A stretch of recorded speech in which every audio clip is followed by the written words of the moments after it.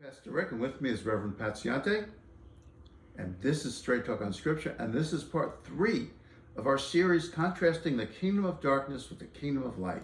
And stay with us because this is going to be a great series. So, Pat, can continue. What was the kingdom of darkness like for you, which, as you said in the previous video, you were in for 33 years?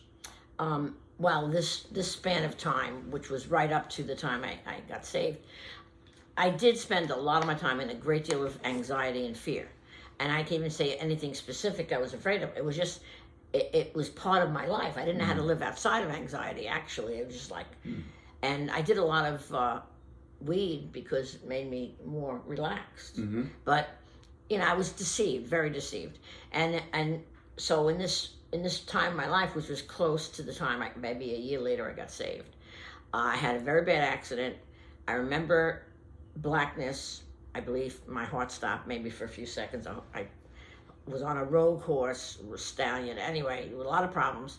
So this was a riding accident, riding horses? Yes. You were thrown? No. I wasn't thrown, and we were always told, never bail out. Right. And this horse was out of control, and I knew what I was doing. I could stop pretty much. He wouldn't stop. He just freaked out. You got hurt very badly. Yeah, he crashed into the fence, and I brought him to the corner, thinking, well, the corner would be less of a crash. But I knew I'm not bailing out. I would have been hurt probably more because he was going fast. But when I went down, my saddle came down, and they had 6-foot angling post, a metal post, and it hit me right here.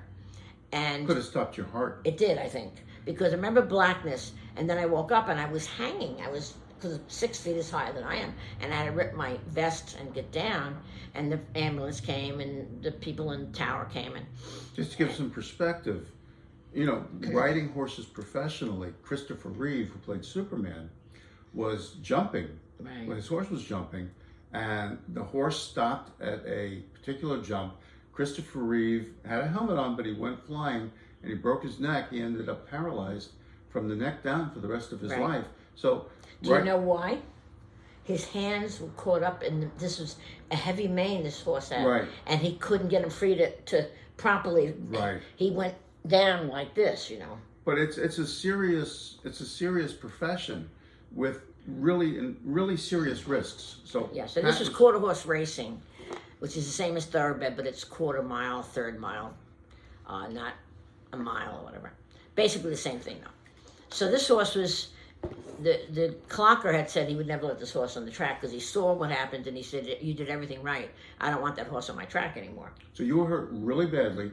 Yes. And at that time, what did you do? I took a lot of drugs for the pain because I had to ride this horse. Because we were leaving that track, going to another track, and I had cracked ribs. I had a hairline fracture of the sternum, which was much worse than the cracked ribs. I don't know, it was all bad. So you were, and an you were injury still in in my the leg. kingdom of darkness. Yes. How close were you to entering the kingdom of light, accepting Jesus? At that time, there was nothing about Jesus I thought about. Okay, so you just relied on what you knew, which was darkness. Yeah. And I did, like I said, that one time I prayed, and then I mentioned every saint from the Catholic Church, every saint from the Sufis, every name I could think of, and Jesus, but I didn't know who. I remember saying, whoever you are, don't let me die. I need to get home to my kids. That I remember. Right. And it's funny because I've said many times, God answers to whoever you are. You know, we don't have to know. Exactly. We know when we know. He knows who he is. Yes. And you know, it's like when I prayed with my friend Barry and accepted Jesus at the age of 25, but I did it just to stop him from harassing me. You. But Jesus took it serious, even though I didn't take it serious. That's right. I entered into covenant that day. Yes. And, you know, all you doubters can say what you want, but I wasn't really saved. As far as Jesus was concerned, I belonged to him. Because you didn't say the prayer. I got trapped in that for a while, but in my heart, in fact, I'll say, a few days before that accident, I believe I would have been killed. I think I really committed myself to Christ. But I didn't know what I was doing, but it was like a spiritual thing. No one ever told me this.